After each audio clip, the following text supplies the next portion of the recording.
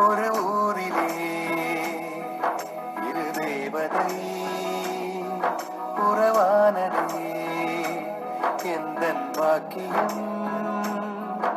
இரு கண்ணிலும் ஒரு வண்ணமா நிறைகின்றதே அன்பின் வாக்கியம் என்றென்றும் பேரன்பிலே மலர்கின்ற என் இல்லமே இந்த பூலோகம் காண வரமே வண்ணங்கள் வேறாயினும் எண்ணங்கள் ஒன்றாவதால் இங்கு நாள்தோறும் கூடும் சுகமே பாசத்தோடு வாழும் பிரிவில்லை என்றுமே